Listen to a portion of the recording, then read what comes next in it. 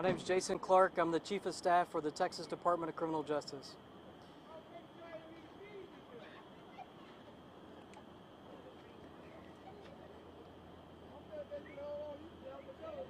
Sorry.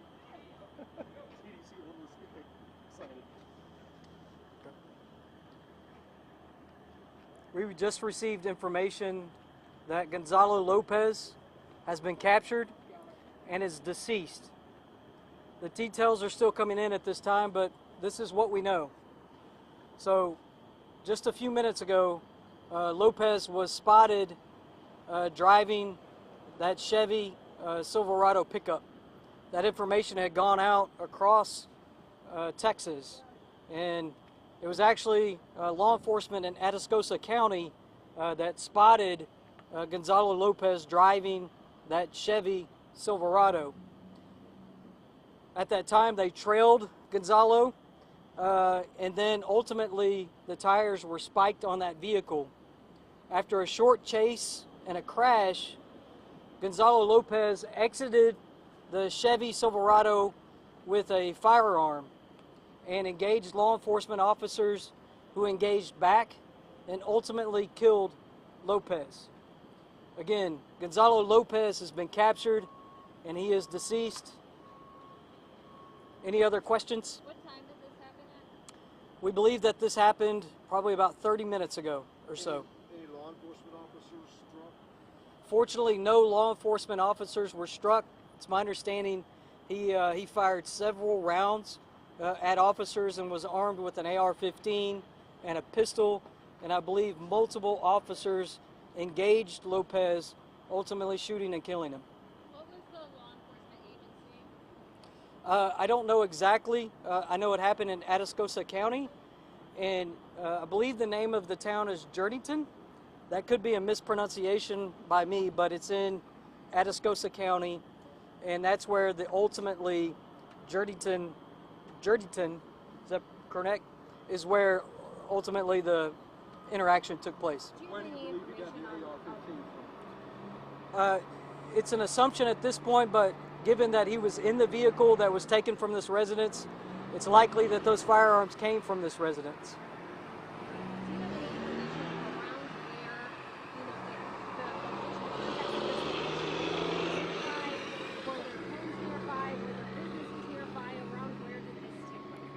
The actual shootout, it's my understanding that it did happen in a residential area, that after crashing, I believe, into a tree, Lopez exited out of the vehicle and only made it a short amount of distance before he decided to engage officers.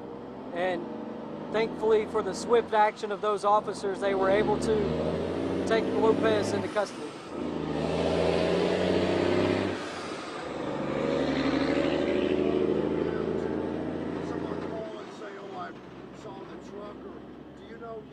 How it kind of originated?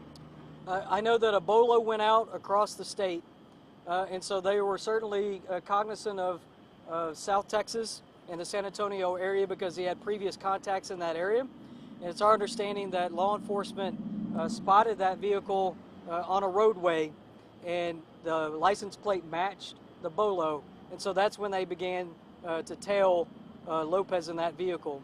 Ultimately, that vehicle was spiked after a short chase in which Lopez crashed out and decided to engage law enforcement officers, and those officers very swiftly shot and killed Lopez, bringing this whole ordeal to an end.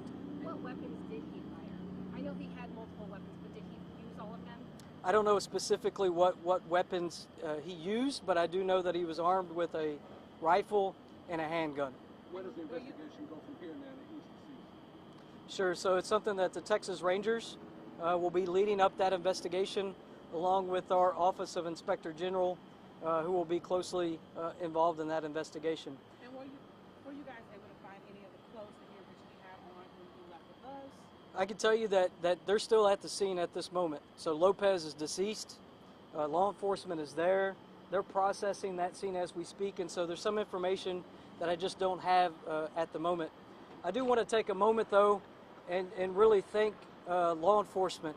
Leon County Sheriff has been extraordinary and continues to be. our partners at DPS, the Office of Inspector General, U.S. Marshals, just so many different law enforcement agencies contributed to this, and just very thankful for all of the support that they have provided. And I'm thankful that this came to a resolution in which Lopez did not harm anyone else.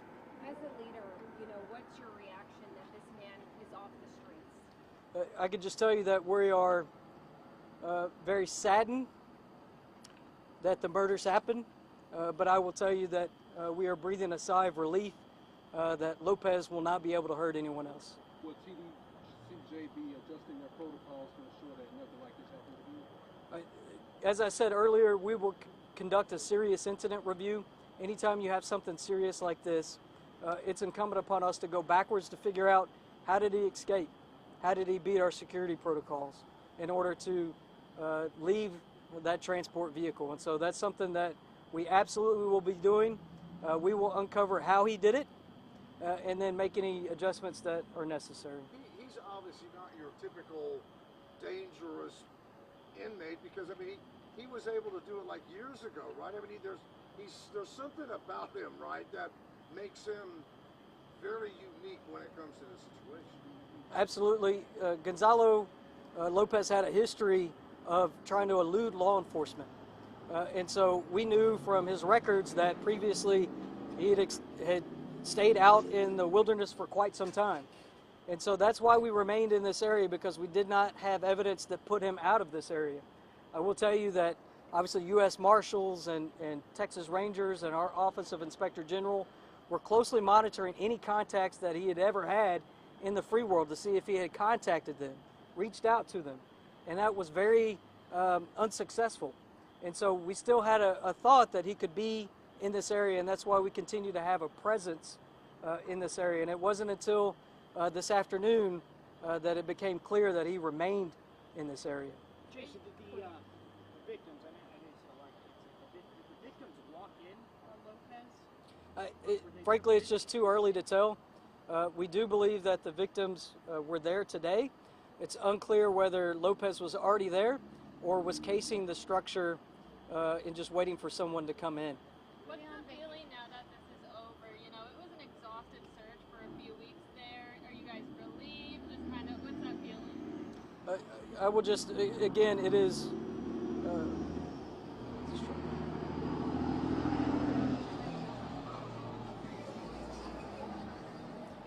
I will say that this is an absolute tragedy.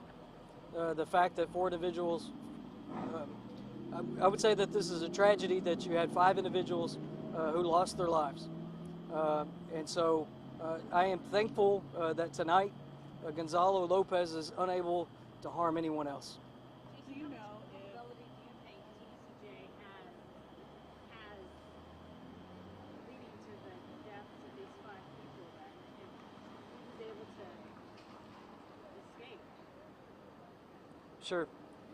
As I said earlier, that will be part of us going backwards to determine how that escape happened, and taking any precautions that we need to take in order to prevent that from happening in the future. Obviously, this is a tragedy. Do you have any words to say to the family? I don't. I can't imagine the grief and suffering that they're going through, and so my words would fall flat. have it been contacted? And when we can expect those IDs? That would be something I'd encourage you to talk to Leon County Sheriff. Obviously, this has happened in their jurisdiction. They're working closely with DPS in order to process that crime scene. So I would expect that the sheriff likely would release that information and not Tdcj. So What are has some the things family been that- contacted? TDCJ possibly learned, and could we see that you all moved to the inmate who has been on the run for 11 years now and kind of exhaust the efforts that were on this one for Lopez to try to find that inmate? I assume you're talking about Busto Diaz. Yes, sir. So, and I'll just speak to that. It's something that we don't ever stop. We don't rest. And even for Busto Diaz, who we believe is in Mexico, and that we'll continue to search for forever. Thank you.